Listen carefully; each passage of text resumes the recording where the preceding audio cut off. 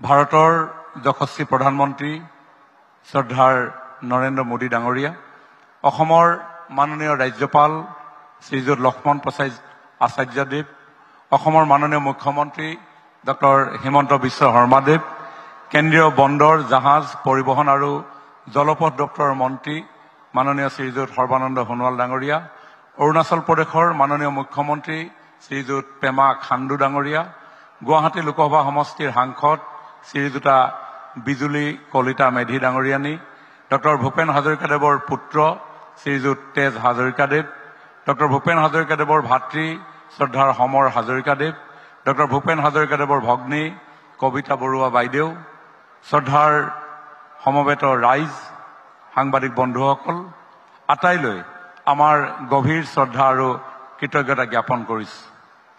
As part of the birth centenary celebration of the birth of the Brahmaputra, Dr. Bhupen Hazarika, we have gathered here today to pay our heartfelt tribute. Fondly remembered as the Sudha Kantha, he remains the cultural icon of Assam and India.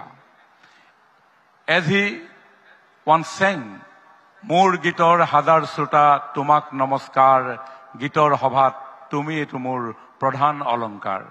But today, the roles are reversed.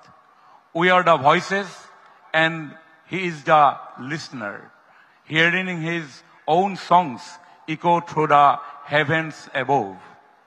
He brought glory to Assam and Assamese people on the global stage by projecting the rich heritage, civilization and culture of Brahmaputra Valley.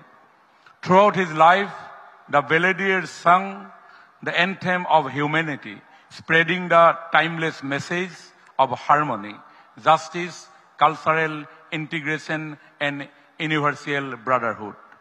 Dr. Hazarika's timeless songs will continue to inspire, guide, and motivate generations to come. Bhupendra का हर गाना एक बानी थी, उन्होंने गाया था इंसान इंसान के लिए, जीवन जीवन के लिए, जरा सी हम दर्द क्यों हकदार नहीं ओ बंधु, इंसान इंसान के लिए।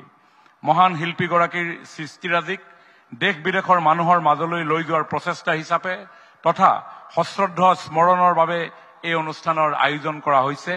এয়া আমাক সন্মুখৰ পৰা নেতৃত্ব প্ৰদান কৰিছে পৰম শ্ৰদ্ধাৰ মাননীয় মুখ্যমন্ত্ৰী ডক্টৰ হিমন্ত বিশ্ব শৰ্মা ডাঙৰীয়াই। মাননীয় প্ৰধানমন্ত্ৰী শ্ৰী নৰেন্দ্ৰ মোদী ডাঙৰীয়াৰ উদ্যোগত কেন্দ্ৰীয় চৰকাৰে 2019 চনত সুধাকণ্ঠ ডক্টৰ ভূপেন হাজৰিকাদেৱক মৰণোত্তৰভাৱে দেশৰ সৰ্বোচ্চ অসামৰিক সন্মান ভাৰত ৰত্নেৰে বিভূষিত কৰিছিল। ভূপেন্দ্ৰৰ প্ৰতি থকা সেই একে আস্থা আৰু শ্ৰদ্ধাৰ বাবে আজিও ভূপেন্দ্ৰৰ জন্ম শতবাৰ্ষিকীৰ এই অনুষ্ঠানত উপস্থিত হৈ প্ৰধানমন্ত্ৰী মোদী ডাঙৰীয়াই আমাক ধন্য কৰিছে, যাৰ বাবে আমি তেখেতৰ ওচৰত চিৰকৃতজ্ঞ। তেখেতক এটা হাত চাপৰিৰে উষ্ম অভিনন্দন জনাবৰ কাৰণে অনুৰোধ জনাইছো। আমেৰিকা যুক্তৰাষ্ট্ৰৰ পৰা আহি আমাৰ এই অনুষ্ঠানত উপস্থিত হোৱা ডক্টৰ হাজৰিকাদেৱৰ পুত্ৰ তেজ হাজৰিকাদেৱ আৰু ভাতৃ সমৰ হাজৰিকাদেৱ, ভগ্নী কবিতা বৰুৱা সমন্বিতে পৰিয়ালবৰ্গকো আদৰণি জনাইছো। অসমৰ বিভিন্ন স্থানৰ পৰা অহা ডক্টৰ হাজৰিকাদেৱৰ সান্নিধ্য লাভ কৰা আমন্ত্ৰিত ব্যক্তিসকল আৰু শিল্পীসকল, আজিৰ এই অনুষ্ঠানত সমবেত সংগীত পৰিৱেশন কৰিব লগা সন্মানীয় শিল্পীসকল আৰু সুধাকণ্ঠৰ গুণমুগ্ধ ৰাইজক, আমাৰ জাতীয় জীৱনৰ বৰেণ্য পুৰুষ ডক্টৰ হাজৰিকাদেৱৰ জন্মবাৰ্ষিকীৰ এই ভব্য অনুষ্ঠানলৈ আদৰণি জনাই মোৰ বক্তব্য সামৰণি মাৰিছো। ধন্যবাদ, নমস্কাৰ।